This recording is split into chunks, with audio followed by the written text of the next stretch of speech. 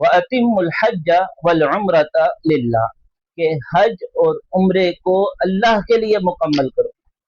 یہاں کیا نصیحت کی جا رہی ہے کہ جب بھی حج پہ جاؤ، جب بھی عمرے پہ جاؤ، تو اپنی نیت صرف اور صرف اللہ کی رضا کی ہونی چاہیے،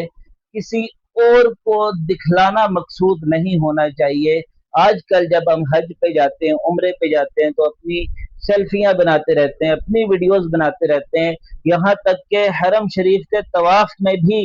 ویڈیو بنا رہے ہیں، اور یہ